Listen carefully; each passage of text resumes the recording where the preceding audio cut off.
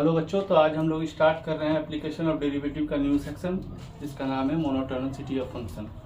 तो आज हम लोग किसी फंक्शन का मोनोटोनिसिटी के बारे में देखेंगे। उस पर आज का पहला लेक्चर है, उसका कुछ बेसिक कंसेप्ट देखेंगे और उस पर कुछ सवाल देखते हैं। तो देखिए मोनोटोनिसिटी। तो पहली बात है कि मोनोटोनिसिटी का क्या मतलब है। देखिए, इसका मतलब होता है मोनोटोन, ठीक है, माने सिंगल बिहेवियर, मतलब ईदर इंक्रीजिंग और डिक्रीजिंग, या तो ये इंक्रीजिंग रहेगा या तो ये डिक्रीजिंग रहेगा। तो ऐसा बिहेवियर किसी फंक्शन का मोनोटोनिक बिहेवियर होता है, ठीक है। अब इसमें क्या है, मोनोटोनिसिटी ऑफ फंक्शन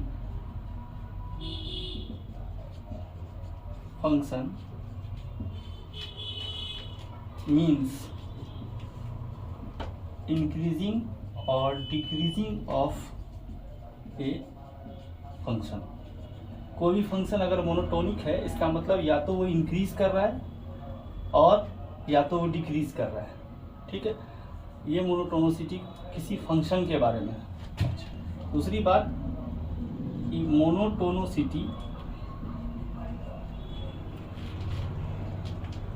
ऑल्सो मतलब डिफाइंड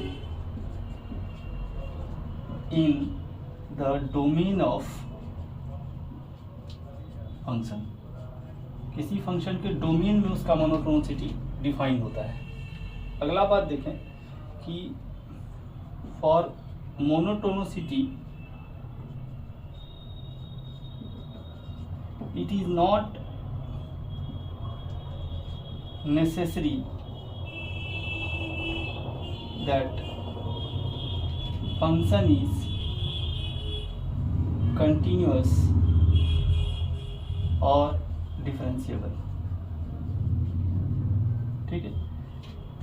अगर किसी फंक्शन का बच्चों मोनोटोनिसिटी निकाल रहे हैं, इसका मतलब ये नहीं कि वो फंक्शन ऑलवेज कंटिन्यूअस हो या डिफरेंशियल हो तभी निकाल सकते, डिफरेंशिएबल हो तभी निकाल सकते हैं। अगर कोई फंक्शन डिसकंटिन्यूअस है और नॉन डिफरेंशिएबल है तो भी उसका मोनोटोनिसिटी निकाला जा सकता है, ठीक है। A constant function is monotonic increasing and monotonic decreasing both, है ना।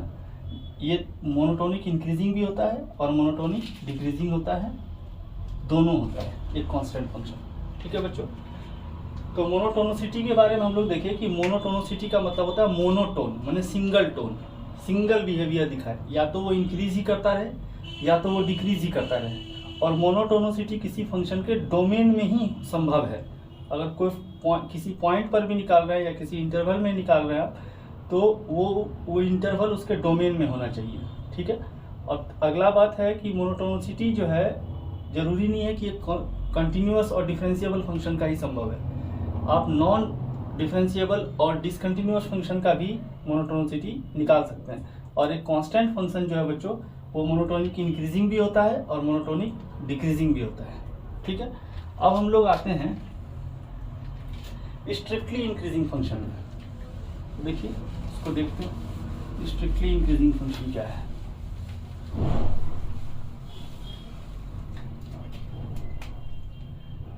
तो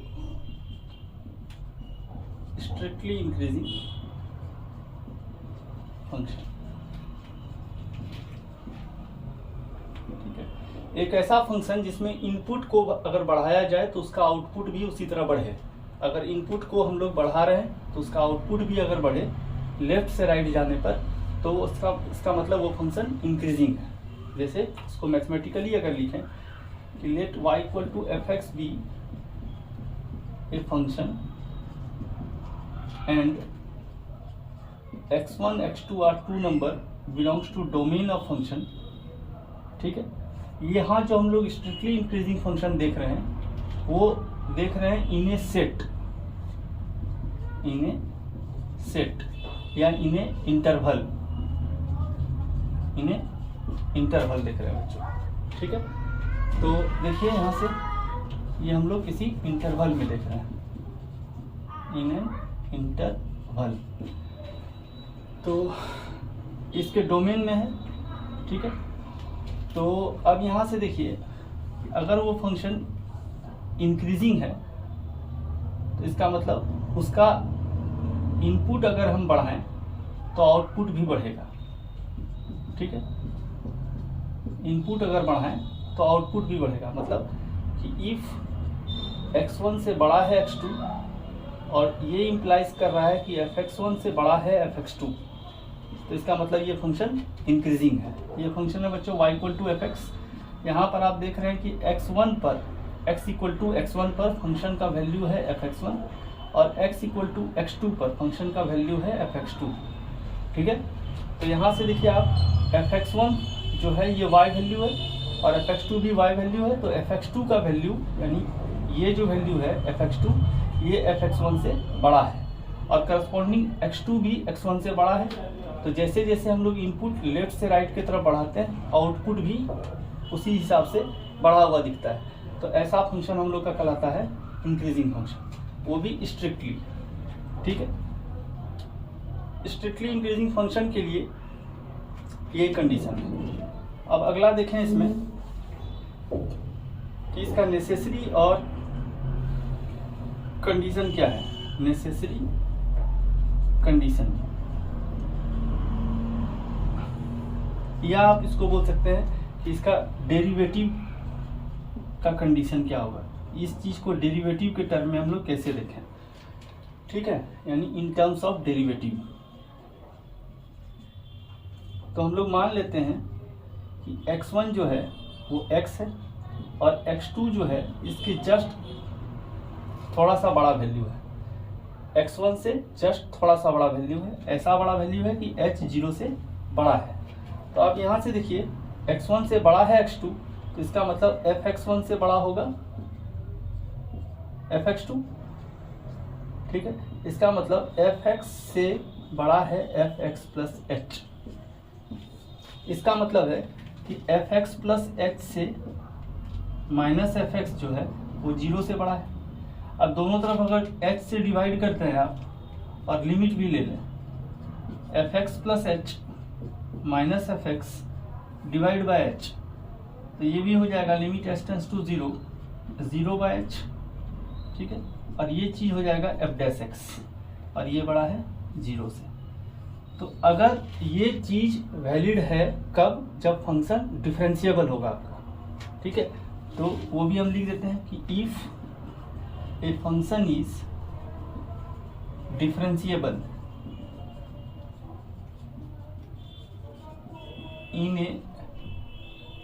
in an interval a से b and f dash x greater than 0 for all x belongs to open interval a b, then fx is strictly increasing function, ठीक है। अगर कोई function differentiable है किसी इंटरवल ए बी में और उसी इंटरवल के किसी भी पॉइंट पर या उस इंटरवल के किसी और सबसेट पर अगर f डैश x 0 से बड़ा है तो वो फंक्शन पूरा कंप्लीट इस इंटरवल में इंक्रीजिंग होगा, ठीक है।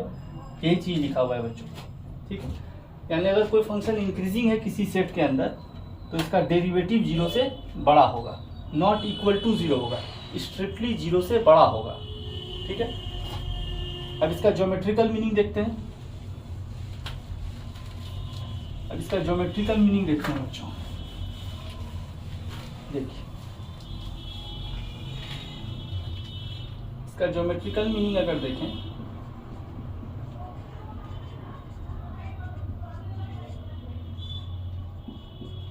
तो मान लीजिए ये कोई स्ट्रिक्टली इंक्रीजिंग फंक्शन है, तो ये एंगल होगा थीटा, ठीक है। और ये भी कोई स्ट्रिक्टली इंक्रीजिंग फंक्शन है,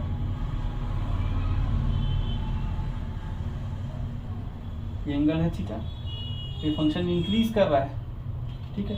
ये मान लीजिए सेट है ए से बी के अंदर ये फंक्शन डिफाइन हो रहा है, यहाँ भी है ये ए और यहाँ है ये बी, उसके अंदर डिफाइन हो रहा है। तो ज्योमेट्रिकली इसका मतलब है कि if a function is increasing then tangent at any point in AB makes acute angle with positive x-axis, ठीक है। इसका मतलब tan थीटा क्या है, 0 से बड़ा है, इसका मतलब f डैश x 0 से बड़ा है। तो अगर कोई फंक्शन स्ट्रिक्टली इंक्रीजिंग है किसी इंटरवल में, और वो फंक्शन क्या होना चाहिए, डिफरेंशिएबल भी होना चाहिए, तभी आप डेरिवेटिव यूज करेंगे। डेरिवेटिव तब लगाएंगे जब फंक्शन डिफरेंशिएबल होगा। तो अगर डिफरेंशिएबल है और उसका एफ डैश एक्स 0 से बड़ा है किसी पॉइंट पर, इसका मतलब वो फंक्शन इंक्रीजिंग है। और दूसरा इसका ज्योमेट्रिकल मीनिंग ये है कि अगर किसी भी पॉइंट पर आप टेंजेंट खींचते हैं और वो टेंजेंट एक्स एक्सिस के साथ एक्यूट एंगल बनाता है 90 से छोटा और 0 से बड़ा, तो इसका मतलब वो फंक्शन इंक्रीजिंग है, ठीक है। अब इंक्रीजिंग फंक्शन का टाइप देखते हैं बच्चों, तो इरेज कर रहे हैं, ठीक है। अब टाइप ऑफ इंक्रीजिंग फंक्शन,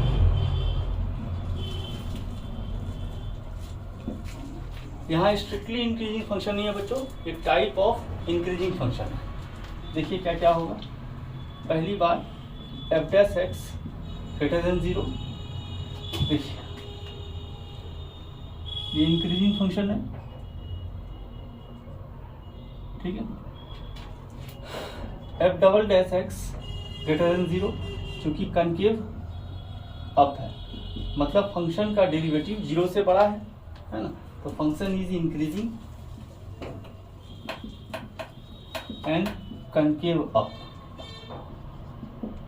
ये भी एक इंक्रीजिंग फंक्शन है बच्चों, ठीक है। दूसरी बात है कि एफ डैश एक्स 0 से बड़ा है और एफ डबल डैश एक्स 0 के बराबर है, मतलब ऐसा कुछ कंडीशन है,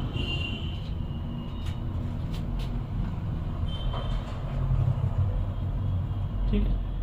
एफ डबल डैश एक्स 0 है, इसका मतलब है कि function is increasing and neither concave up nor concave down,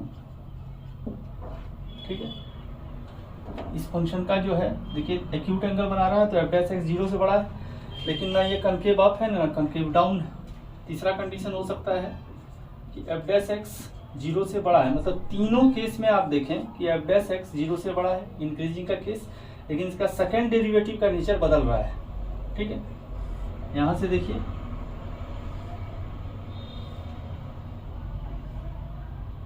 angle theta, तो इसका मतलब एफ डैश एक्स 0 से बड़ा है और एफ डबल डैश एक्स 0 से छोटा है, मतलब कनकेव डाउन है, मतलब function is increasing and concave down. तो ऐसा फंक्शन भी इंक्रीजिंग फंक्शन कहलाता है बच्चों, ठीक है। पहला कंडीशन है जब ये इंक्रीजिंग फंक्शन है तो ये कंडीशन को फॉलो करेगा, ठीक है। ये मतलब टाइप्स ऑफ, आप बोल सकते हैं इसको स्ट्रिक्टली इंक्रीजिंग फंक्शन, ठीक है, स्ट्रिक्टली इंक्रीजिंग फंक्शन, क्योंकि एफ डैश एक्स सब में 0 से बड़ा है, एफ डैश एक्स 0 से बड़ा है और एफ डबल डैश एक्स भी 0 से बड़ा है, मतलब कनकेव अप है। एफ डैश एक्स 0 से बड़ा है और एफ डबल डैश एक्स 0 के बराबर है, इसका मतलब ना ये कनकेव अप होगा ना कनकेव डाउन होगा, माने स्ट्रेट लाइन होगा। और इसमें भी एफ डैश एक्स 0 से बड़ा है, लेकिन एफ डबल डैश एक्स क्या है, 0 से छोटा है, मतलब कनकेव डाउन है। तो सब अलग अलग कैटेगराइज इसको हम कर दिए हैं स्ट्रिक्टली इंक्रीजिंग फंक्शन का 3 कंडीशन लगा के, ठीक है। अगला देखते हैं बच्चों,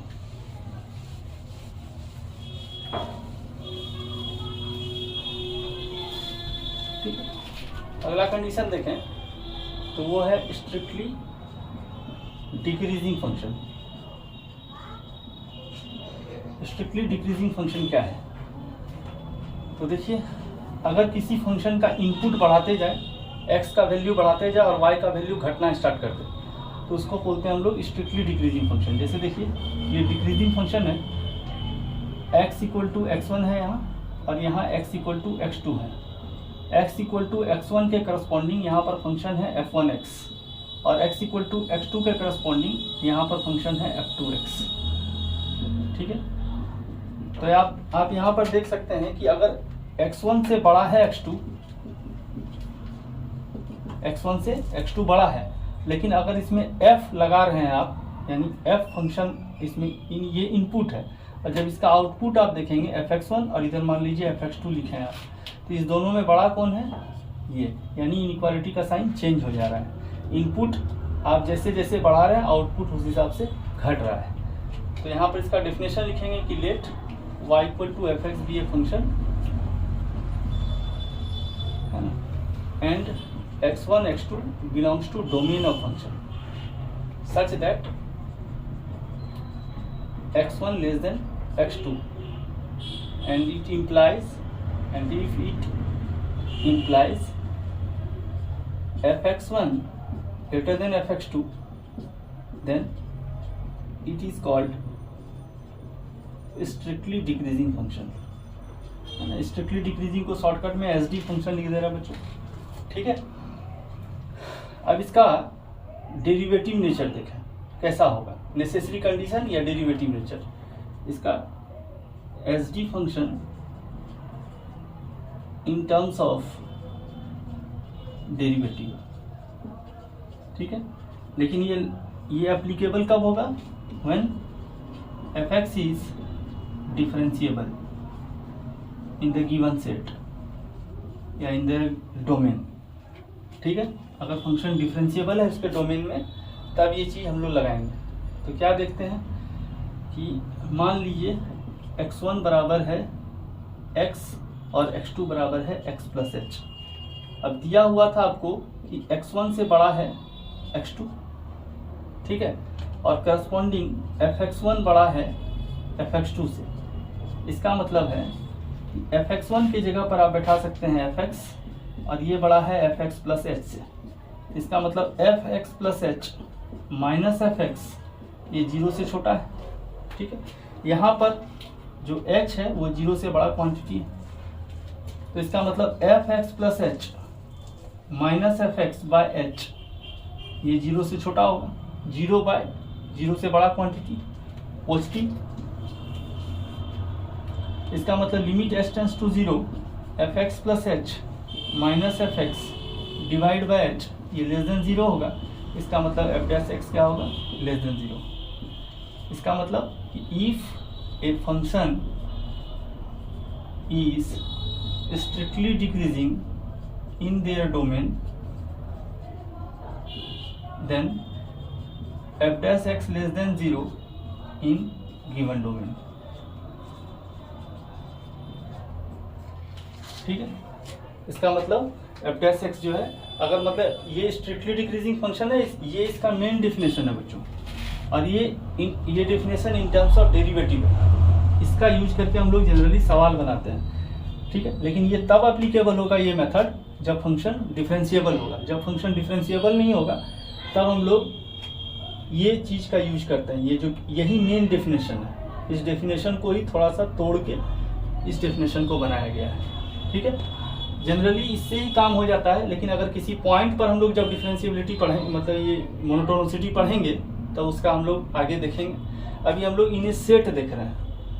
ये जो मोनोटोनिसिटी है किसी सेट में देख रहे हैं। ठीक है, इसका आप ज्योमेट्रिकल मीनिंग देखते हैं बच्चों। ठीक है, अब इसका ज्योमेट्रिकल मीनिंग देखते हैं। क्या है कि अगर कोई फंक्शन है, ठीक, और ऐसा है, तो आप देखिए किसी भी पॉइंट पर अगर आप डेरिवेटिव निकालेंगे तो ये डेरिवेटिव 90 से बड़ा है, यानी ऑब्ट्यूज एंगल बना रहा है। ठीक है, इस तरह का भी हो सकता है फंक्शन हो, कनकेव अप हो तो कनकेव डाउन भी हो सकता है।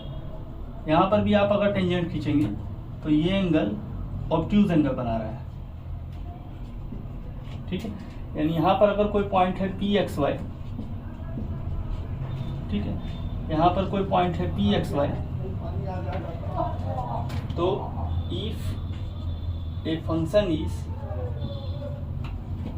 strictly decreasing, then tangent at any point in their domain make obtuse angle with positive x-axis, ठीक है। ओके, अब इसका टाइप देखते हैं बच्चों, स्ट्रिक्टली डिक्रीजिंग फंक्शन का टाइप। इसको इरेज करते हैं।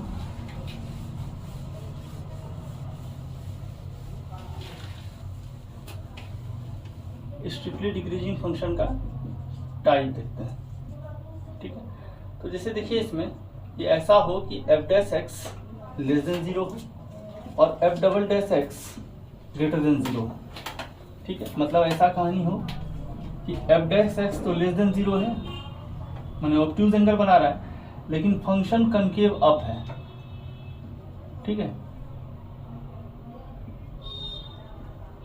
तो ये फंक्शन है डिक्रीजिंग फंक्शन।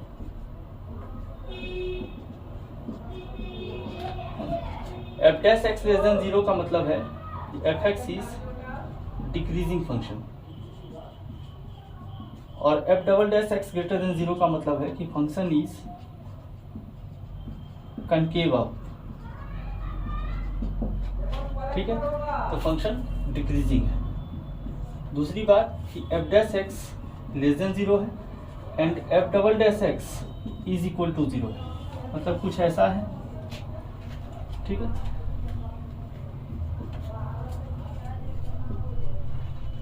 तो इसका मतलब यहां से ये एंगल बना रहा है थीटा, ठीक है। यहां से भी देखिए ये एंगल बना रहा है थीटा, टेंजेंट। ये लाइन जो है एंगल बना रहा है ऑब्ट्यूज एंगल। इसका मतलब एफ एक्स क्या है, डिक्रीजिंग फंक्शन है, और फंक्शन जो है neither concave up nor concave down है। तो ये भी क्या है, स्ट्रिक्टली डिक्रीजिंग फंक्शन। तीसरी बात देखें कि F dash x less than 0 है and F double dash x less than 0 है। ये केस को देखें, फंक्शन डिक्रीज कर रहा है लेकिन कनकेव डाउन है,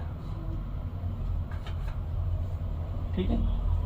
फंक्शन डिक्रीज कर रहा है और फंक्शन कनकेव डाउन है, यानी क्या है यहाँ एफ एक्स डिक्रीजेस और यहाँ फंक्शन क्या है, कनकेव डाउन। तो इतने तरीके से स्ट्रिक्टली डिक्रीजिंग फंक्शन कैटेगराइज किया गया है, ठीक है बच्चों।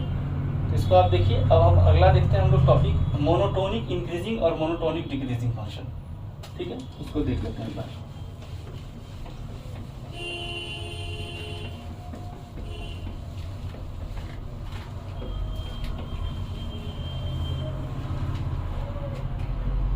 तो मोनोटोनिक इंक्रीजिंग फंक्शन, इसको शॉर्टकट में एम आई लिख देते हैं, मोनोटोनिक इंक्रीजिंग फंक्शन। तो क्या है देखिए,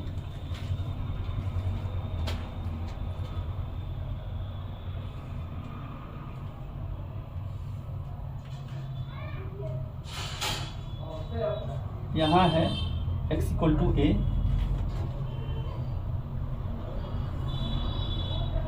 यहाँ है आपका x इक्वल टू बी, ये पॉइंट है x इक्वल टू x1, ठीक है। इसको थोड़ा और इधर कर दीजिए बच्चों, है ना।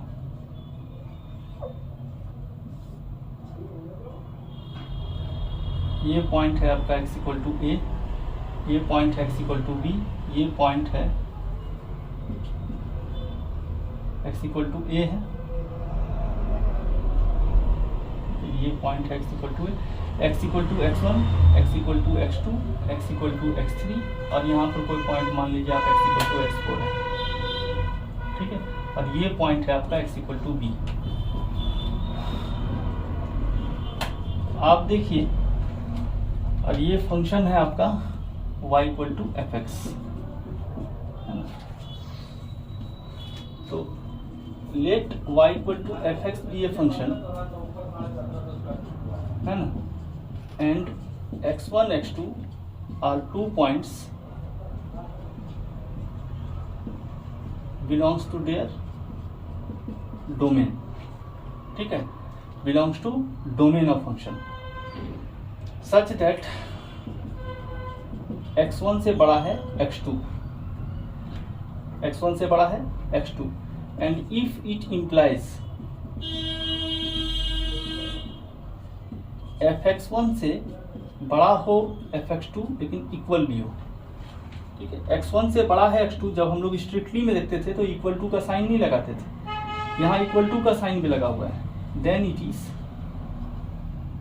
Monotonic increasing function. अब इसको समझते हैं थोड़ा सा बच्चों, ठीक है, कि आप देखिए जब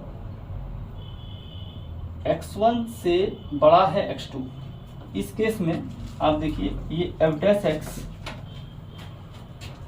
ग्रेटर देन 0 है, x1 से बड़ा है x2, इस केस में fx2 बड़ा है या fx1 छोटा है fx2 से, और ये क्या है f dash x greater than 0, strictly increasing है, ठीक है।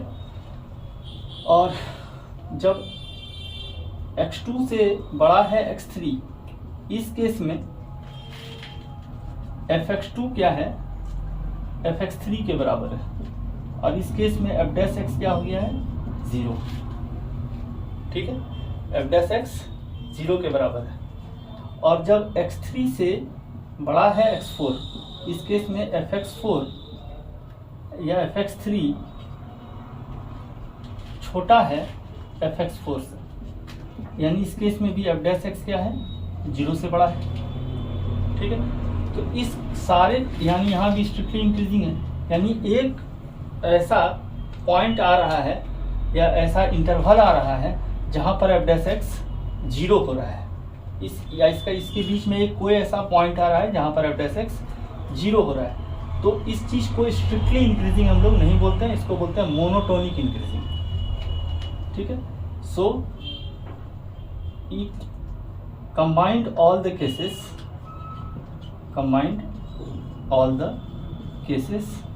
we can say f dash x greater than equal to 0, ये किसका कंडीशन है मोनोटोनिक इंक्रीजिंग फंक्शन का, ठीक, मोनोटोनिक इंक्रीजिंग फंक्शन का। f dash x 0 के बराबर भी हो सकता है और 0 से बड़ा भी हो सकता है, ठीक है, ओके। सिमिलरली इसी तरह अगला देखें मोनोटोनिक डिक्रीजिंग फंक्शन के लिए, ठीक है। यहाँ हम लोग लिख देते हैं बच्चों अगला टॉपिक मोनोटोनिक डिक्रीजिंग फंक्शन, और इसको शॉर्ट में लिख देंगे m.d, मोनोटोनिक डिक्रीजिंग फंक्शन। चलिए देखिए इसको भी देखते हैं।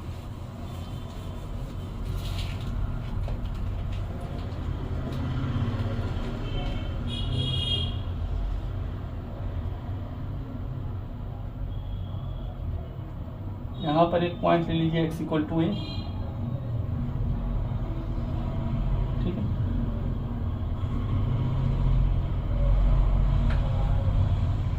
यहाँ पर एक पॉइंट ले लीजिए ऐसा, यहाँ पर एक पॉइंट ले लीजिए x equal to x1, x equal to x2, x equal to x3, और ये x इक्वल टू b है, और ये x इक्वल टू x4 है, ठीक है। देखिए इस कंडीशन में यहाँ पर f dash x less than 0 है, यहाँ f डैश x 0 के बराबर है, और यहाँ भी f dash x less than 0 है, क्योंकि ये ऑब्ट्यूज एंगल बना रहा है। यहाँ पर भी ये देखेंगे x1 x2 दो पॉइंट है, और ऐसा है कि x1 लेस देन x2 है, and if it implies fx1 greater than fx2 then it is called monotonic decreasing function, ठीक है। तो आप देखिए x1 से x2 के बीच में, x2 बड़ा है x1 से, लेकिन fx1 बड़ा हो गया है fx2 से, और इस केस में f dash x less than 0 है, यानी स्ट्रिक्टली डिक्रीजिंग फंक्शन है। इस केस में देखिए बराबर है और f डैश एक्स 0 के बराबर है, और इस केस में देखिए यहाँ इनइक्वालिटी साइन चेंज हो गया है क्योंकि fx3 बड़ा है fx4 से, तो यहाँ पर भी f डैश एक्स क्या हो गया है, लेस देन 0, यानी स्ट्रिक्टली डिक्रीजिंग फंक्शन। इस सारे केस को अगर कंबाइन किया जाए तो f डैश एक्स क्या हो गया है, लेस देन इक्वल टू 0, यानी ये मोनोटोनिक डिक्रीजिंग फंक्शन इसको बोलेंगे। सेम फैशन में जैसा मोनोटोनिक इंक्रीजिंग था वैसा ही मोनोटोनिक डिक्रीजिंग फंक्शन है बच्चों, ठीक है। अब इसको इरेज करते हैं, ठीक है।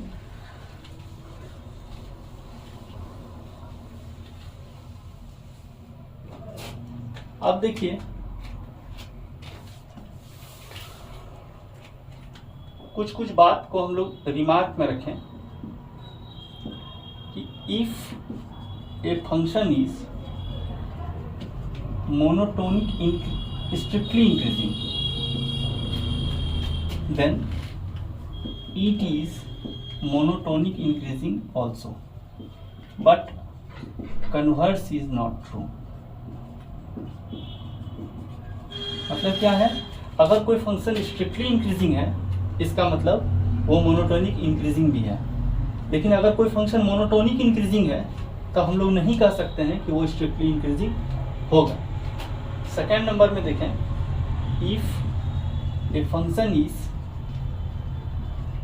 strictly decreasing then it is monotonic decreasing also, but converse is not true, ठीक है।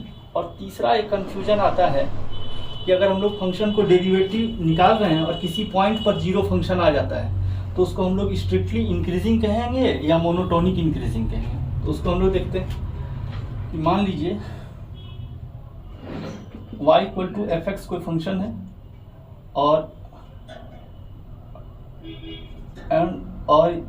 And it is defined in ए से बी में, और ये फंक्शन डिफरेंशिएबल भी है, ए से बी में ये फंक्शन डिफरेंशिएबल भी है, ठीक है। Now if x equal to alpha एक पॉइंट है जो a से b के बीच में है, where f dash X equal to 0 हो गया है ना, तब इस फंक्शन को स्ट्रिक्टली इंक्रीजिंग कहेंगे, इस इंटरवल में ये स्ट्रिक्टली डिक्रीजिंग कहेंगे। मान लीजिए x इक्वल टू अल्फा पर ये फंक्शन f डैश एक्स 0 हो गया है और बाकी सब जगह पर ये इंक्रीजिंग है, बाकी सब जगह पर ये इंक्रीजिंग है, मतलब ऐसा कहानी है, a है यहाँ, b है यहाँ, और यहाँ 0 है और हर जगह ये पॉजिटिव है, तो ये फंक्शन इंक्रीजिंग है। तो अब 0 पर तो ये 0 हो गया है, 0 पर f डैश एक्स का वैल्यू 0 है ना। If x equal to alpha belongs to A B and F x equal to alpha f dash X 0 हो गया है, तब इस केस में हम लोग क्या करते हैं, हम लोग इसको स्ट्रिक्टली इंक्रीजिंग कैसे बोलेंगे। तो इसको इसके लिए एक छोटा सा आप देखिए तरीका क्या है कि f डैश अल्फा प्लस निकालिए और f डैश अल्फा माइनस निकालिए। अगर ये भी पॉजिटिव आ जा रहा है और ये भी पॉजिटिव आ जा रहा है तो आप इसको स्ट्रिक्टली इंक्रीजिंग कहेंगे। मान लीजिए f dash X at X equal to alpha 0 आ गया है आपका। अब आपको ये समझ नहीं आ रहा है कि ये स्ट्रिक्टली इंक्रीजिंग है या डिक्रीजिंग है। जैसे एक एग्जांपल देखिए बच्चों, मान लीजिए एफ एक्स इक्वल टू है एक्स टू द पावर 5, ठीक है। अब एफ डैश एक्स आप निकालेंगे तो ये होगा 4 एक्स टू द पावर 4, ठीक है।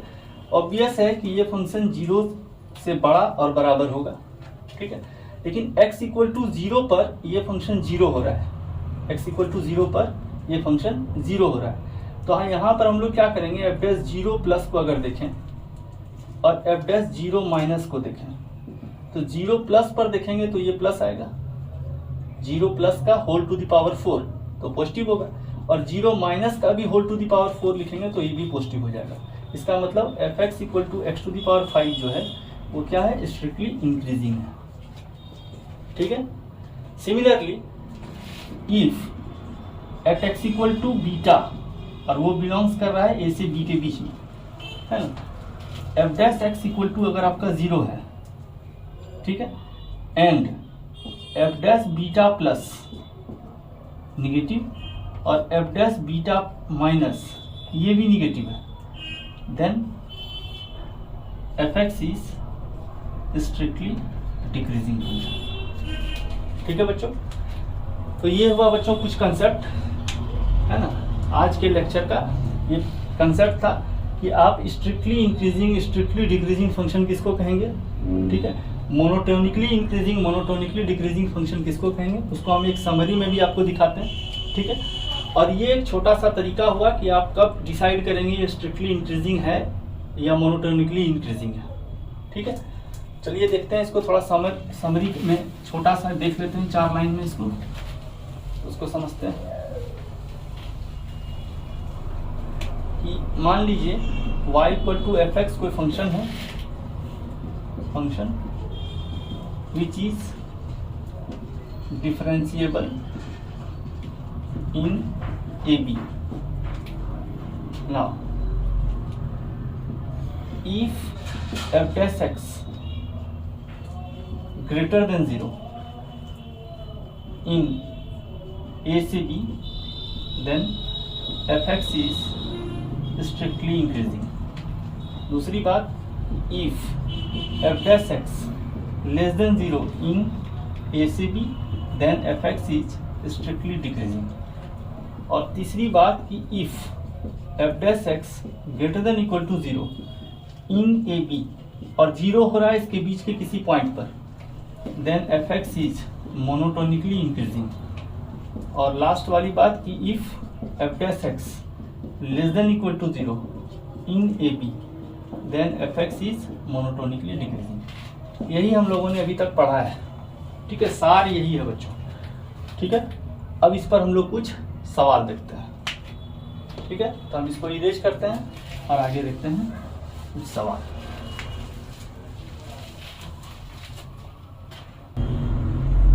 देखते हैं इस पर बच्चों पहला सवाल, ठीक है। अब देखिए कुछ बात को इंक्रीजिंग, मोनोटोनिकली इंक्रीजिंग और नॉन डिक्रीजिंग एक ही चीज है, ठीक है। मोनोटोनिक इंक्रीजिंग बोलिए या इंक्रीजिंग बोलिए या नॉन डिक्रीजिंग बोलिए, ये एक ही चीज है। सिमिलरली डिक्रीजिंग बोलिए, मोनोटोनिकली डिक्रीजिंग बोलिए या नॉन इंक्रीजिंग बोलिए, ये एक ही चीज है।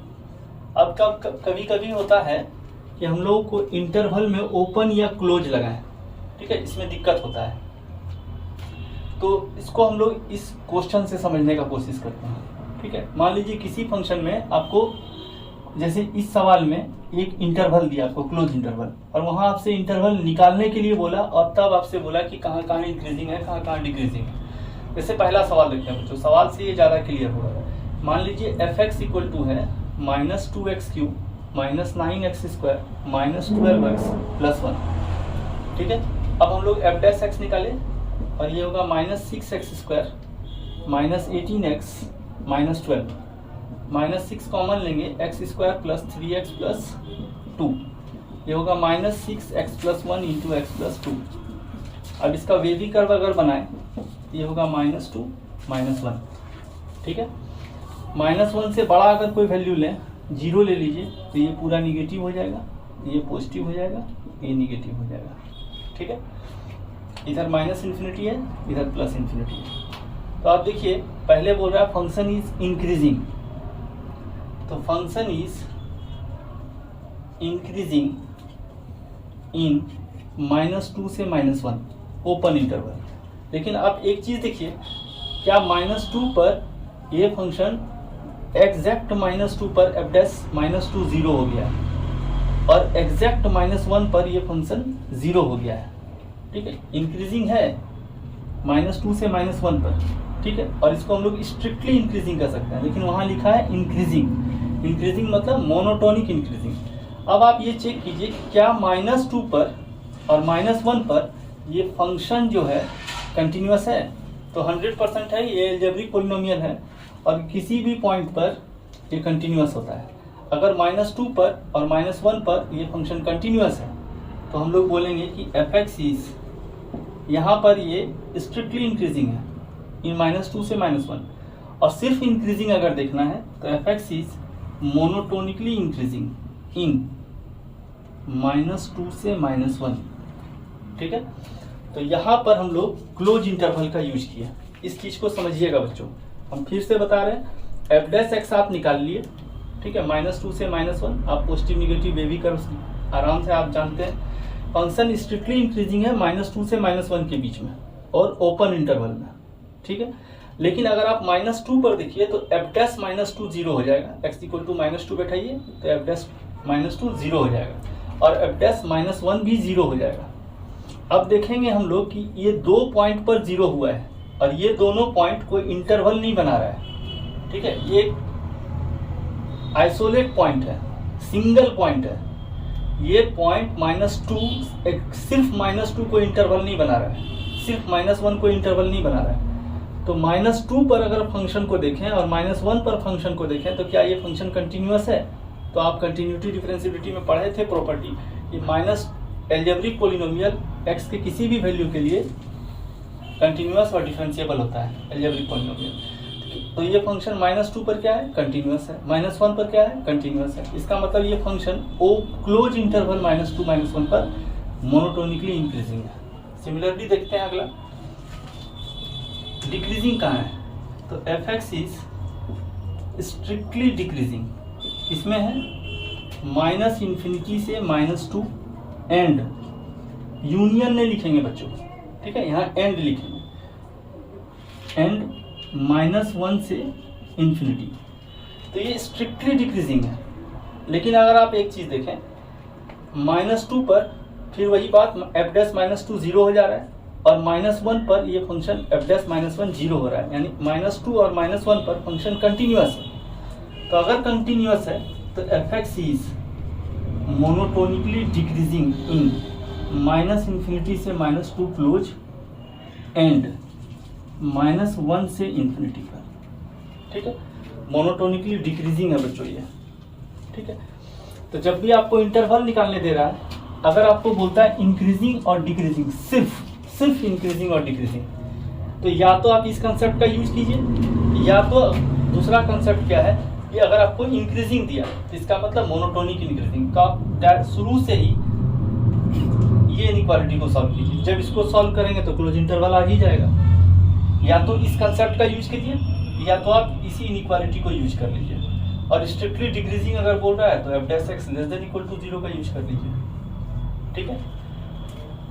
तो स्ट्रिक्ट अगर इंक्रीजिंग है, इस शब्द को पकड़ना है, इंक्रीजिंग का मतलब हुआ मोनोटोनिक इंक्रीजिंग, डिक्रीजिंग का मतलब हुआ मोनोटोनिक डिक्रीजिंग। अगर स्ट्रिक्टली बोलेगा तो स्ट्रिक्टली आप यूज करेंगे ओपन इंटरवल, ठीक है। चलिए, तो पहला सवाल का ये आंसर हुआ। सेकंड नंबर सवाल देखते हैं, ठीक है। तो ये इंटरवल के कंसेप्ट के लिए ही हम इसमें 4 सवाल देख रहे हैं। सवाल नंबर 2 देखते हैं। यहाँ भी देखिए क्या लिखा है, इंक्रीजिंग और डिक्रीजिंग, ठीक है। स्ट्रिक्टली इंक्रीजिंग और या स्ट्रिक्टली डिक्रीजिंग नहीं लिखा है, यानी वो मोनोटोनिकली इंक्रीजिंग और मोनोटोनिकली डिक्रीजिंग के बारे में बोल रहा है, ठीक है। तो अब यहाँ से देखिए कि एफ एक्स इक्वल टू है x4 - x²/3, ठीक है। डिफ्रेंशिएट करेंगे तो F dash X equal to क्या होगा, 4x³ - 2/3x, ठीक है। तो यहाँ से हो जाएगा ये 12x³ - 2x/3, और यहाँ से 2x/3 कॉमन आएगा और यहाँ से हो जाएगा 6x² - 1, ठीक है। यहाँ से हो गया 2/3x और √6x - 1 और √6x + 1, ठीक है। तो अब यहाँ से देखा जाए तो बच्चों अब इसका साइन स्कीम अगर खींचें तो देखिए ये होगा -1/√6, फिर होगा 0 और फिर होगा 1/√6, ठीक है। 1/√6 से बड़ा अगर कोई वैल्यू करेंगे तो ये पॉजिटिव हो जाएगा। 1/√6 से बड़ा वैल्यू क्या हो सकता है, 2 हो सकता है, 2 भरिएगा तो पॉजिटिव हो जाएगा। और टाइम रिपीटेड है तो अल्टरनेट साइन आएगा, ठीक है। अब यहाँ आप देखें यहाँ माइनस इन्फिनिटी है और ये प्लस इन्फिनिटी है। ये फंक्शन स्ट्रिक्टली डिक्रीजिंग कहाँ होगा, जहाँ निगेटिव लिखा है ना, जहाँ फंक्शन निगेटिव लिखा है वहाँ स्ट्रिक्टली डिक्रीजिंग होगा। इसका एक वर्किंग रूल भी हम लोग देख लेते हैं बच्चों, ठीक है, ताकि आपको आसानी रहे बनाने में। चलिए इसका एक वर्किंग रूल भी देख लेते हैं। सबसे पहले आप क्या करेंगे, जब भी आपको इंक्रीजिंग डिक्रीजिंग का सवाल रहेगा, सबसे पहला काम है कि एफ एक्स लिखिए, write f x and find f dash x, ठीक है। उसके बाद draw sign scheme of f dash x. ये वैलिड कब होगा थ्योरम, मतलब ये टेक्निक वैलिड कब होगा, जब फंक्शन क्या हो, डिफरेंशिएबल हो।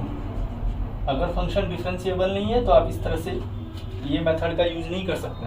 तो आपको जो बेसिक डेफिनेशन है fx1 less than fx2, fx2 greater than fx1, उसका यूज करना होगा। लेकिन अगर फंक्शन डिफरेंशिएबल है तो इसी चीज का यूज करना है। Draw sign scheme of f dash x. अगली बार if F dash x greater than 0 in any interval then और less than 0 in any interval, then fx is strictly increasing or strictly decreasing in that interval, ठीक। और if f dash x less than greater than equal to 0 or less than equal to 0 in any interval, then fx is monotonic increasing और monotonic decreasing in that interval, ठीक है। यही method है बच्चों, ठीक है। सबसे पहले एफ एक्स लिखें, एफ डैश एक्स फाइंड कीजिए, एफ डैश एक्स का साइन स्कीम निकालिए। जिस इंटरवल में F dash x strictly greater than 0 रहेगा तो फंक्शन स्ट्रिक्टली इंक्रीजिंग होगा, और लेस देन 0 रहेगा तो स्ट्रिक्टली डिक्रीजिंग होगा। और अगर ग्रेटर देन इक्वल टू 0 या लेस देन इक्वल टू 0 रहा तो मोनोटोनिक इंक्रीजिंग और मोनोटोनिक डिक्रीजिंग रहेगा, ठीक है। चलिए देखते हैं सवाल को। तो यहाँ से देखिए, इस सवाल में यहाँ पर हम लोग को बोला है एफ एक्स इज डिक्रीजिंग और इंक्रीजिंग। तो यहाँ देखिए F x is decreasing in minus infinity से -1/√6 एंड 0 से 1/√6, ठीक है। यहाँ यूनियन नहीं लिखेंगे बच्चों, ठीक है। और स्ट्रिक्टली और इंक्रीजिंग इन -1/√6 से 0 एंड 1/√6 से इंफिनिटी। ये इसका आंसर होगा बच्चों। अगर स्ट्रिक्टली बोला जाता तो हम लोग ओपन इंटरवल लेते हैं। क्यों? क्योंकि इस पॉइंट पर फंक्शन 0 हो रहा है। जहां पर 0 होगा वो फंक्शन तो स्ट्रिक्टली में आएगा नहीं, वहां तो ग्रेटर देन 0 होता है, नॉट इक्वल टू 0। जब जिस पॉइंट पर ग्रेटर देन और इक्वल टू भी 0 होता है, बाउंड्री पॉइंट को भी अगर इंक्लूड कर रहे हैं आप, और वहाँ और बाउंड्री पॉइंट को इसलिए इंक्लूड कर रहे हैं क्योंकि वहां पर उस पॉइंट पर एफ डैश एक्स 0 आ जा रहा है, तो फंक्शन मोनोटोनिकली इंक्रीजिंग हो जा रहा है। अगर -1/√6 से 0 के बीच में अगर आप देखेंगे तो फंक्शन स्ट्रिक्टली इंक्रीजिंग है, ठीक है। तो अगला चीज देखते हैं।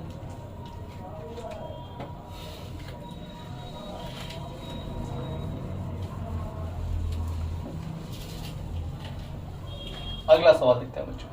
सवाल नंबर 3, f x equal to x - 1 e⁻x + 1।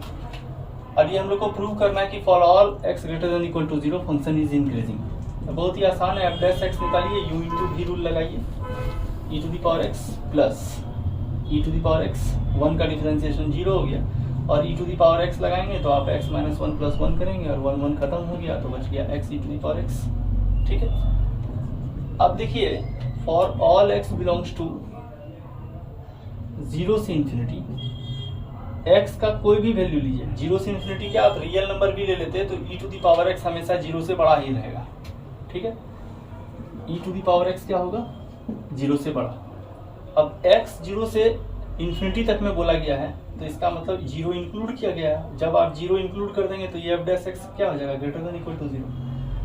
So it is increasing बोल सकते हैं आप, या मोनोटोनिक इंक्रीजिंग बोल सकते हैं। ठीक है, अगला सवाल देखते हैं, सवाल नंबर 4। ठीक है, यहाँ बोला जा रहा है सेपरेट कीजिए इसको सब इंटरवल में। ठीक है, एफ एक्स इक्वल टू है साइन 3x। ठीक है, तो एफ डैश एक्स करेंगे cos 3x इंटू 3। ठीक, अब 0 से π/2 में हम लोग को चेक करना है, 0 से π/2 के बीच में। तो इस तरह के फंक्शन का साइन स्कीम कैसे निकालते हैं? सबसे पहले आप इसको 0 कीजिए, cos 3x को 0 आप करेंगे इस इंटरवल के ही अंदर, है ना। तो cos 0 कितना कितना पर होगा, पहले cos π/2 पर होगा, फिर cos 3π/2 पर होगा, और इसी के बाद आप वैल्यू निकालिए तो 3x का वैल्यू हो गया π/2 और एक हो गया 3π/2, x का वैल्यू हो गया π/6 और एक हो गया π/2। मतलब इस बाउंड्री तक आप पहुंच गए, अब इससे नीचे जाने का आगे जाने की जरूरत नहीं है। अब यहाँ पर से आप देखिए, ये हो गया x0, ये हो गया π/2 और इसके बीच में कहीं हो गया π/6। ठीक है, 30 डिग्री। अब इससे बाहर हम लोग को जाना नहीं है और इससे पीछे आना नहीं है, हम लोग को इसी के बीच में इसका साइन स्कीम खींचना है। तो π/6 से π/2 के बीच में कोई वैल्यू लीजिए, यानी 30 डिग्री। 30 डिग्री से बड़ा क्या होगा, 60 डिग्री। ठीक है, या 30 डिग्री से बड़ा क्या होगा, 45 डिग्री। π/4 अगर यहाँ आप भरेंगे cos 3π/4 तो ये निगेटिव हो जाएगा। cos 3π/4 जो भी वैल्यू आएगा -1/√2, यानी वो निगेटिव है।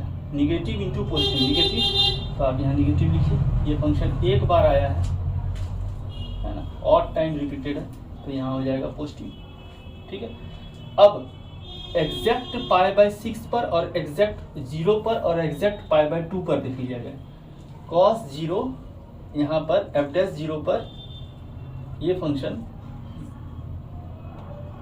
x इक्वल टू, पहले x इक्वल टू π/6 पर देखिए, क्या π/6 पर ये फंक्शन 0 हो रहा है? हाँ, ये 0 हो रहा है। π/2 पर ये 0 हो रहा है, 0 हो रहा है। 0 पर ये 0 हो रहा है, तो 0 तो क्लोज इंटरवल में आपको लेने ही बोला गया है, लेकिन π/6 पर चेक करना है तो π/6 पर भी 0 हो रहा है। तो फंक्शन जो है, फंक्शन इज इंक्रीजिंग बोलिए या मोनोटोनिक इंक्रीजिंग बोलिए, ये है 0 से π/6 पर और एंड डिक्रीजिंग इन π/6 से π/2 पर।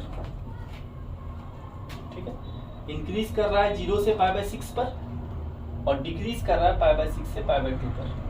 ठीक है बच्चों, अब अगला सवाल और देखते हैं।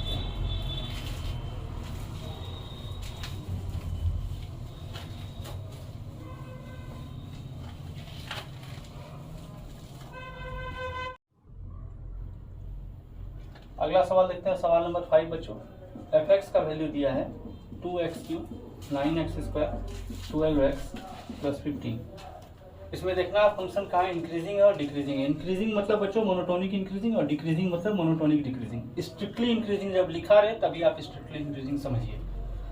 f(x) 6x2 - 18x + 12, 6x2 - 3x + 2, x-1 x-2। अब इसका वेवी कर्व बनाइए। जिन बच्चों को वेवी कर्व में अगर थोड़ा सा भी दिक्कत हो रहा है तो आप कमेंट बॉक्स में कमेंट कीजिए, हम आपके लिए अलग से वेवी कर्व का एक पूरा वीडियो ही बना के डाल देंगे। तो देखिए, 2 से बड़ा के लिए ये पॉजिटिव, ये निगेटिव, ये पॉजिटिव। ठीक है, और 1 पर फंक्शन का डेरिवेटिव 0 हो रहा है, 2 पर भी फंक्शन का डेरिवेटिव 0 हो रहा है। तो फंक्शन इंक्रीजिंग है -∞ से +1 में।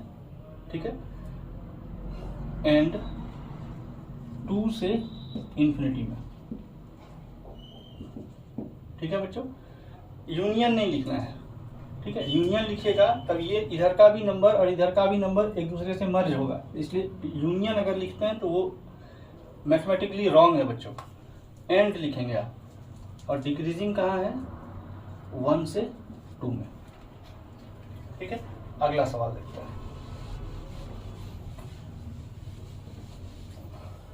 6 f(x) का वैल्यू है log 1 plus x minus 2x by x plus 2। ठीक है, ओके। ये हो गया log 1 plus x minus 2 into x plus 2 minus 2 कर दीजिए इसका, एक्स प्लस 2। ठीक, ये हो जाएगा लॉग 1 प्लस एक्स माइनस इतना बाय इतना कीजिएगा तो आएगा 2 और प्लस 4 बाय एक्स प्लस 2। अब डिफरेंशिएशन करने में आसानी रहेगा, यू बाई भी लगाना नहीं पड़ेगा। अब डैश एक्स करेंगे, आएगा 1 by 1 plus x minus 4 by x plus 2 का होल स्क्वायर। सॉल्व करेंगे तो एक्स प्लस 2 का whole square minus 4 into 1 plus x by x plus 1 into x plus 2 का होल स्क्वायर। सॉल्व करेंगे तो एक्स प्लस 2 का होल स्क्वायर माइनस 4 एक्स, इसको भी सॉल्व ही कर दीजिए बच्चों। X square plus 4x plus 4 minus 4 x by x plus 1 into x plus 2 का होल स्क्वायर। ये 4x से 4x कैंसिल, 4 से 4 कैंसिल, बचा x square by x plus 1 into x plus 2 का होल स्क्वायर। अब इसका साइन स्कीम लेते हैं, ये होगा -2, ये होगा -1, ये होगा 0। अब देखिए ये फंक्शन -1 पर डिफाइन नहीं है बच्चों, ठीक है, और ये फंक्शन -2 पर भी डिफाइन नहीं है, ठीक है, -2 पर भी ये फंक्शन डिफाइन नहीं है। तो उस हिसाब से ही आपको इंटरवल सेट करना होगा। और 0 से बड़ा के लिए पॉजिटिव, ठीक है, और 0 इवन बार आया है तो इधर भी पॉजिटिव, ये ऑड बार आया है तो इधर निगेटिव, और ये इवन बार आया है तो इधर भी निगेटिव, ठीक है। तो अब देखिए fx इज इंक्रीजिंग इन, अब -1 को आप जो है क्लोज नहीं कर सकते हैं क्योंकि -1 पर फंक्शन डिफाइन नहीं है। तो -1 से, और 0 को आप इंक्लूड कर ही सकते हैं, 0 तो इंक्लूड कर सकते हैं, तो -1 से डायरेक्ट लिखेंगे आप इन्फिनिटी, ठीक है। और fx इज डिक्रीजिंग इन -∞ से -2, और -2 को जो है आप नहीं ले सकते हैं क्योंकि फंक्शन डिफाइन नहीं होगा। -∞ से -2 यूनियन -2 से -1, ठीक है, तो यहाँ पर फंक्शन डिक्रीजिंग है। चलिए अगला सवाल देखते हैं।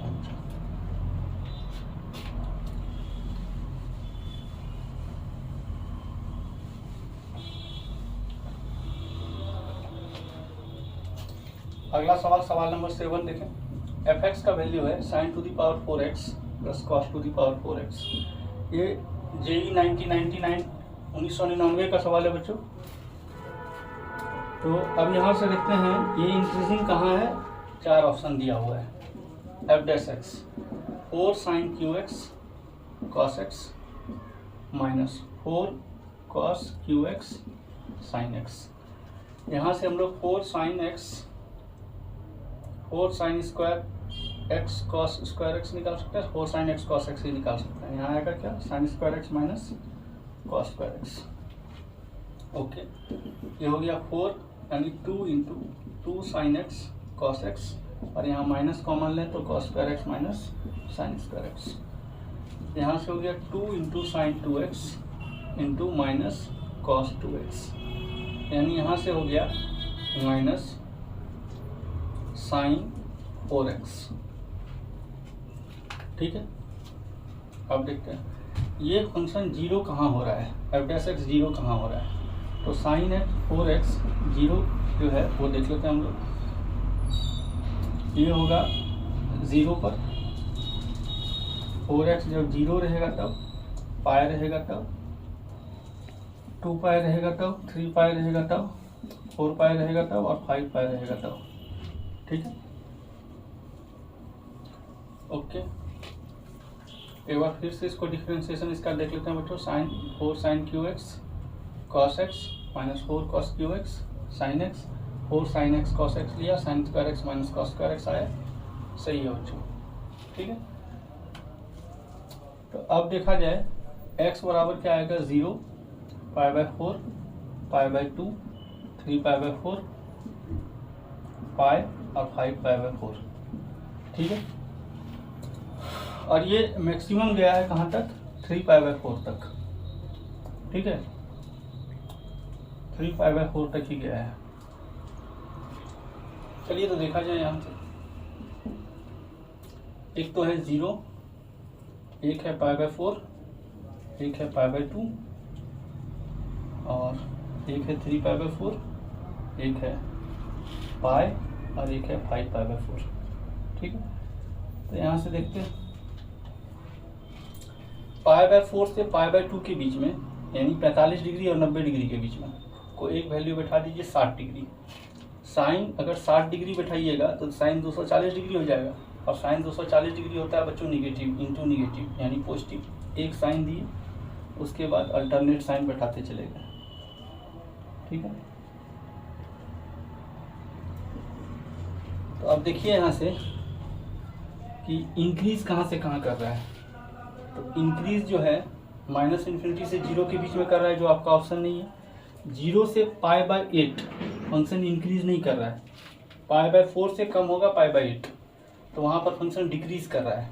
π/4 से 3 π/8, π/4 से 3 π/8, उसको देखना है बच्चों कि π/4 से 3 π/8 के बीच में 3 π/8 और π/2, इसको 4 से गुना कर दिया जाए तो 4 π/8 हो गई, यानी 3 π/8 इसी के बीच में रहता है, यानी ऑप्शन बी आपका करेक्ट ऑप्शन है, जो वहाँ पर से मिल रहा है।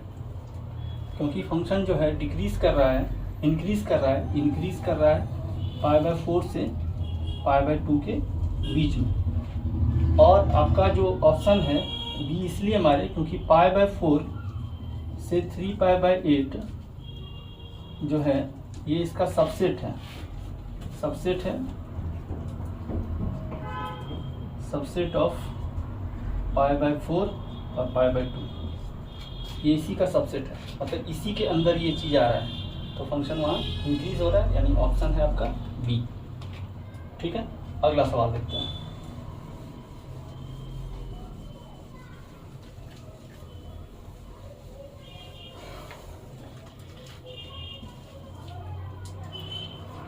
आठ नंबर सवाल देखते हैं बच्चों। f(x) का वैल्यू दिया है 0 से x e to the power t, t-1, t-2 dt। ठीक है, तो f डिक्रीज किस इंटरवल में कर रहा है। ठीक है, यहाँ न्यूटन्स लेबनीज लगाएंगे बच्चों, आप लिमिट देखें जाके, लिमिट में ये चीज़ का डिस्कशन किया गया है। नहीं भी तो यहाँ से देखिए f' क्या होगा, f अपर का डिफ्रेंशिएशन आप करेंगे x के रिस्पेक्ट में, तो हो जाएगा e to the power x, x-1, x-2 into f upper into upper dash करते हैं, तो अपर डैश का डिफ्रेंशिएशन हो जाएगा 1, f लोअर करेंगे तो यहाँ पर नंबर आएगा और लोअर डैश का डिफ्रेंशिएशन 0 हो जाएगा, तो सिर्फ यही बचेगा। ठीक है, अब इसका साइन स्कीम लेते हैं। तो यहाँ से आप देखिए ये टर्म हमेशा पॉजिटिव रहेगा, x का कोई भी वैल्यू रहे, e to the power x always greater than 0 for all x belongs to real number.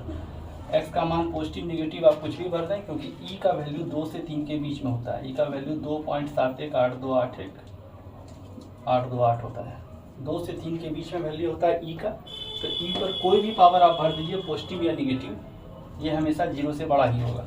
तो इसका साइन स्कीम खींच के कोई फ़ायदा नहीं है, ये आएगा भी नहीं इसमें 1 और 2 के बीच में देखते हैं, तो 1 और ये 2 हो गया।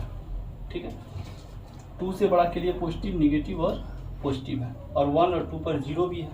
तो फंक्शन बोल रहा है डिक्रीज कहाँ कर रहा है, तो f(x) इज डिक्रीजेस। जैसे ही पॉजिटिव है मतलब इंक्रीज कर रहा है, निगेटिव मतलब डिक्रीज कर रहा है, पॉजिटिव मतलब इंक्रीज कर रहा है। तो डिक्रीज कर रहा है कहाँ से कहाँ, 1 से 2 के बीच में, तो ऑप्शन हो जाएगा बच्चों सी। देखिए कितना आसानी से आ रहा है।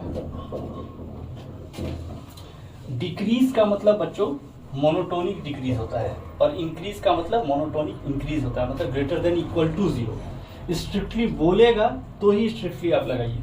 ठीक है, 9 नंबर सवाल देखते हैं। f(x) का वैल्यू दिया है आपको x e to the power x into 1 - x। ठीक है, और f(x) इज इंक्रीजिंग, और जो भी बोल रहा है देखते हैं। f' करेंगे x u इंटू भी लगाएंगे e to the power x into 1 - x into x into 1 - x का डिफरेंशिएशन हो जाएगा 1 - 2x plus e to the power x 1 - x into 1।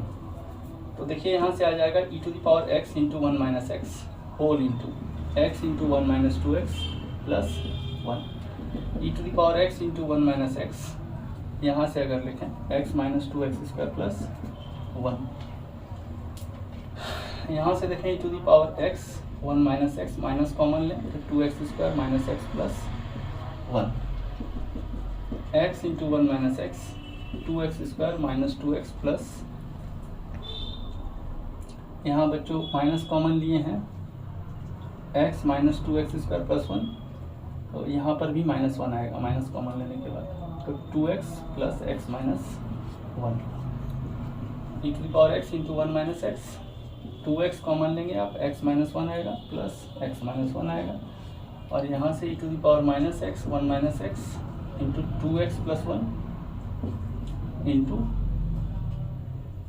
x minus 1 आएगा। ठीक है, अब साइन स्कीम लेते हैं, और यहाँ माइनस है, यहाँ माइनस नहीं है, तो ये तो ऑलवेज पॉजिटिव रहेगा, x का कोई भी वैल्यू आप रखेंगे वो हमेशा पॉजिटिव ही रहेगा। ठीक है, अब यहाँ देखिए, यहाँ पर वैल्यू एक आया है -1/2 और एक आया है 1 से बड़ा वैल्यू x के जगह पर रखेंगे, इसको छोड़ के इसमें नहीं रखेंगे क्योंकि ऑलवेज पॉजिटिव आएगा।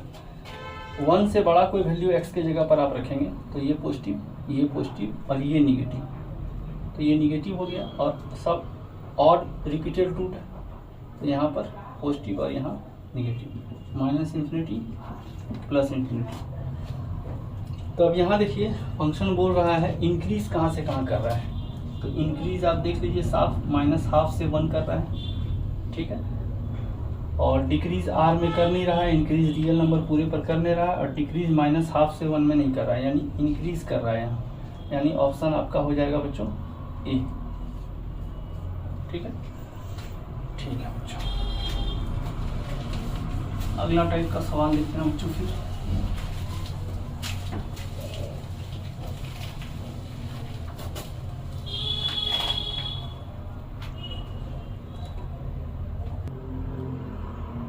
सवाल नंबर रखते हैं बच्चों 10, बोलता find the values of a for which the function इतना इज मोनोटोनिकली इंक्रीजिंग।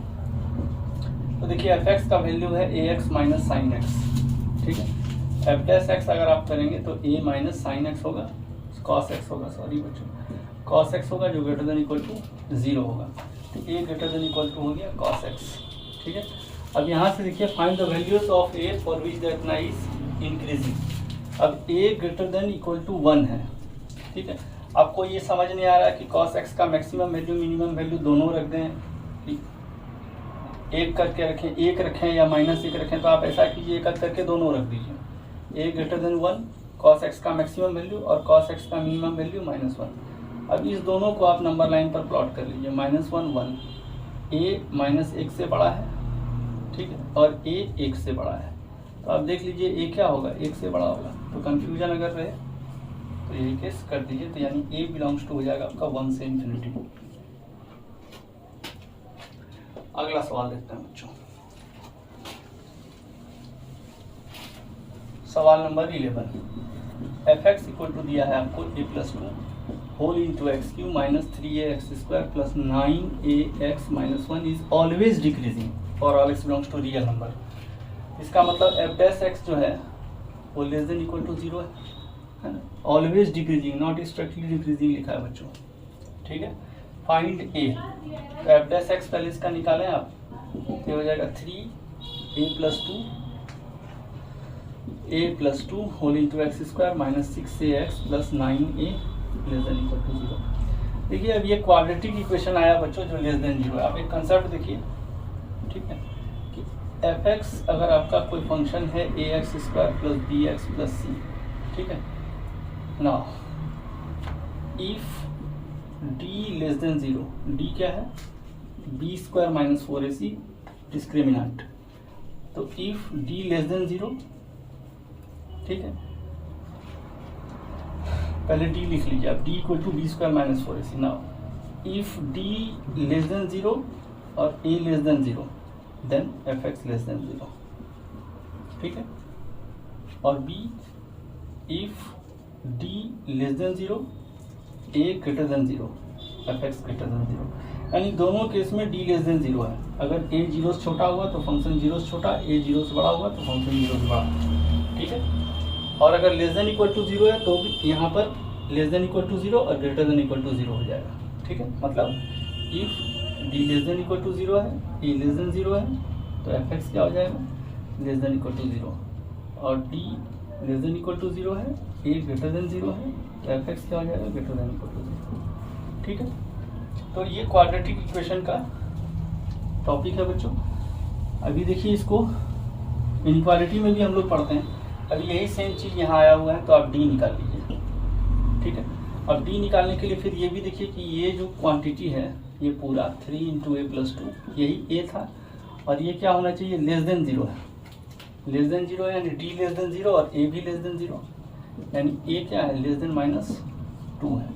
पहला केस तो यहाँ से आया। अब इसको सॉल्व करते हैं। डी इक्वल टू तो -6 ए का whole square, b square minus 4 a और सी, ये क्या हो जाएगा, less than equal to zero हो जाएगा।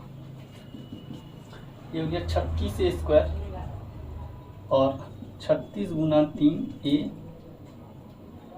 36 गुना 3 a into a plus 2 less than equal to zero. 36 यहाँ से कॉमन ले लीजिए, a square minus 3 a into a plus 2 less than equal to zero. Solve करेंगे इसको, 3 a square minus 6 a less than equal to zero. ठीक है,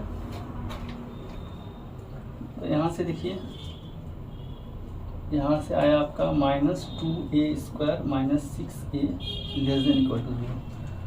ठीक है, यहाँ से आप -2a कॉमन लीजिए तो यहाँ से आ जाएगा a प्लस 3 और ये less than equal to zero, यानी a into a plus 3 greater than equal to zero.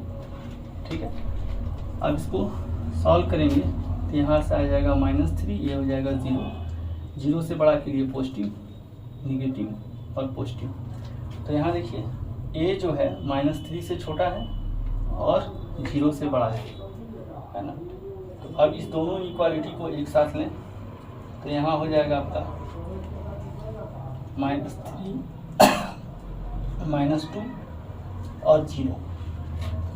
पहला कंडीशन में बोल रहा है -2 से छोटा, फिर बोल रहा है -3 से छोटा, फिर बोल रहा है 0 से बड़ा।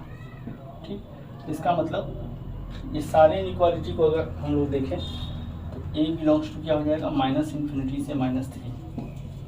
ठीक, और वही इसका आंसर हो जाएगा बच्चों। चलिए अगला सवाल देखते हैं।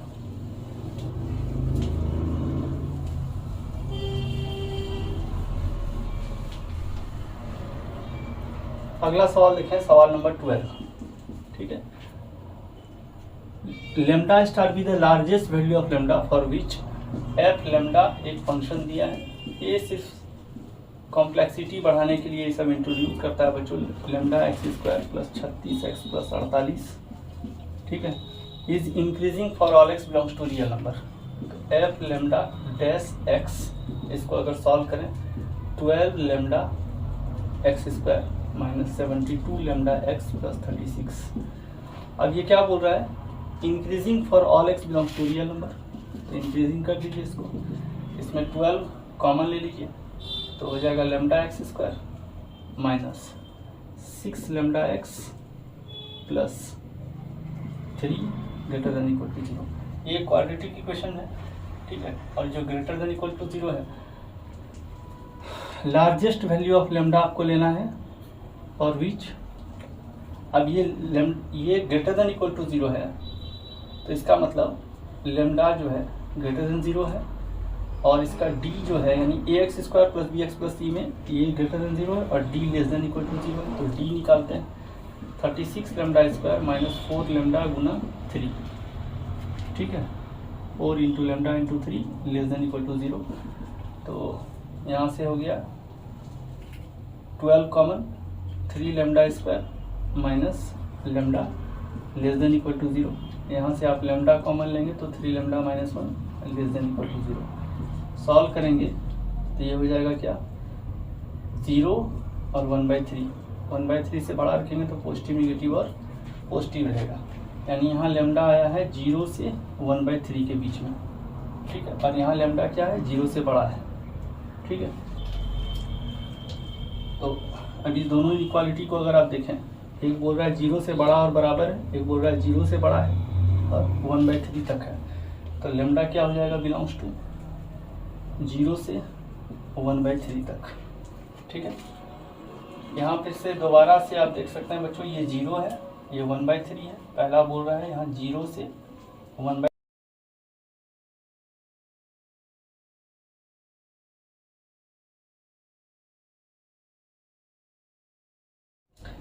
तो अब बच्चों इसका जो लार्जेस्ट वैल्यू है, लेमडा का लार्जेस्ट वैल्यू है वो क्या है, 1/3। ठीक है बच्चों, तो लेमडा का लार्जेस्ट वैल्यू है 1/3, जिसको बोला गया है लेमडा स्टार। ओके, तो लेमडा का लार्जेस्ट वैल्यू लेमडा स्टार है, वैल्यू इसका वैल्यू 1/3 है बच्चों। ठीक है, अब इसको इरेज करते हैं।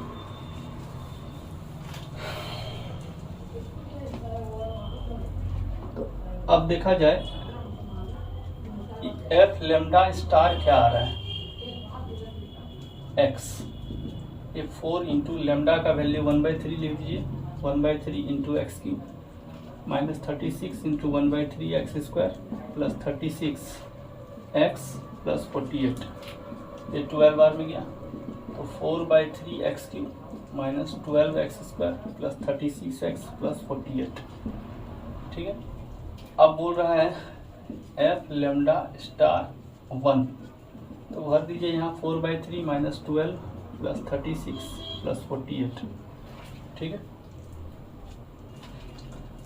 और एफ लेमडा स्टार -1, तो ये हो जाएगा -4/3 माइनस 12 माइनस 36 एक्स प्लस 48। ये दोनों को जोड़ देना है, तो दोनों को जोड़ दीजिए, ये ख़त्म हुआ। ठीक है, यहाँ -36 होगा, ये भी ख़त्म हुआ, तो बचा आपके पास -24 प्लस 96। ठीक है, तो ये हो गया 6 में 4 गया 2 और 9 में 2 गया 7, 72, यानी ऑप्शन डी करेक्ट ऑप्शन है बच्चों। ठीक है, और आज का लास्ट सवाल देखते हैं बच्चों।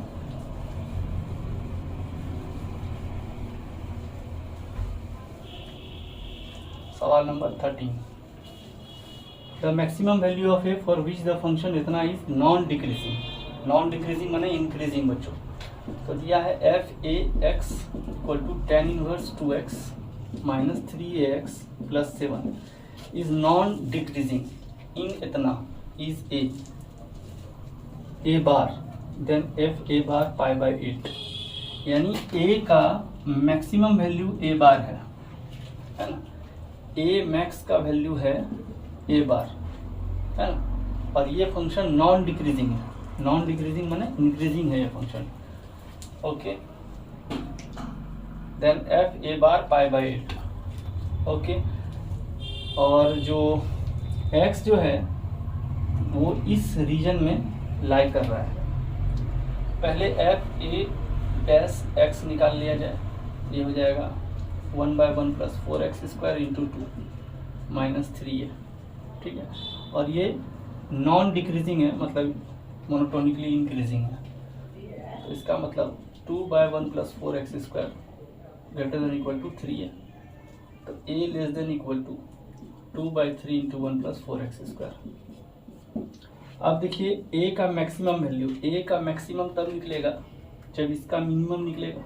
ये फंक्शन जब मिनिमम होगा तो a का मैक्सिमम निकलेगा, और ये मिनिमम तब होगा जब डिनोमिनेटर मैक्सिमम होगा, और x का मैक्सिमम वैल्यू आप π/6 भर सकते हैं।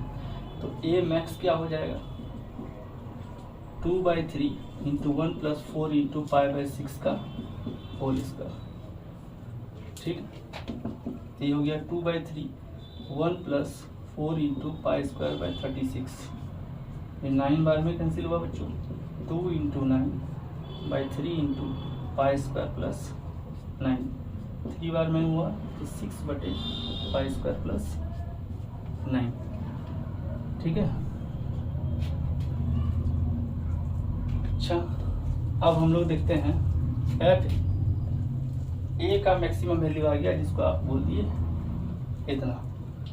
अब यहाँ से आगे बढ़ते हैं। ठीक है, ए बार का वैल्यू आ चुका है। अब हम लोग को चाहिए F a bar pi by 8। F a bar x पहले निकालिए, तो ये हो जाएगा tan inverse 2x minus 3 A bar x plus 7। अब F a bar pi by 8, ये हो जाएगा tan inverse 2 into pi by 8 minus 3। A bar का वैल्यू भर दीजिए बच्चों, 6 बार pi square plus 9 whole into pi by 8 और प्लस 7।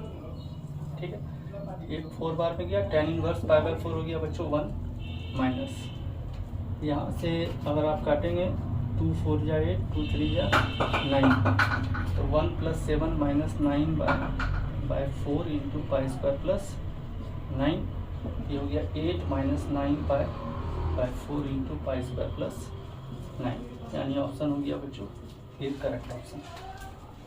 तो बच्चों ये था मोनोटोनिसिटी का लेक्चर 1, जिसमें हम लोगों ने monotonic increasing decreasing function, strictly increasing strictly decreasing function किसी सेट में समझाया है, और उस सेट में जो वर्किंग रूल हम लोग लगाते हैं वो सिर्फ डिफरेंशिएबल फंक्शन के लिए है। ये जो डिफरेंशिएशन का रूल हम लोग लगा रहे हैं वो सिर्फ डिफरेंशिएबल फंक्शन के लिए है। अगले लेक्चर में हम लोग देखेंगे डिसकंटिन्यूअस और नॉन डिफरेंशिएबल फंक्शन के लिए मोनोटोनिसिटी कैसे लगाते हैं, और कैसे उसमें इनइक्वालिटी टाइप यानी कोई भी प्रॉब्लम का जो इनइक्वालिटी आता है मोनोटोनिसिटी के हिसाब से उसको कैसे प्रूव करते हैं कि कोई फंक्शन बड़ा है या छोटा है, मोनोटोनिसिटी के हेल्प से उसको कैसे सॉल्व करते हैं, तो उसको हम लोग अगले वीडियो में देखेंगे। तो बच्चों प्लीज़ आप वीडियो को लाइक शेयर और सब्सक्राइब कीजिए। मेरे हिसाब से जो मैंने कंटेंट दिया है वो टॉप नॉच है बच्चों, आप इसको प्लीज़ अपनी प्रैक्टिस में लाइए और डिफरेंट बुक से सीट से इसको प्रैक्टिस कीजिए। मिलते हैं बच्चों अगले वीडियो में। Thank you.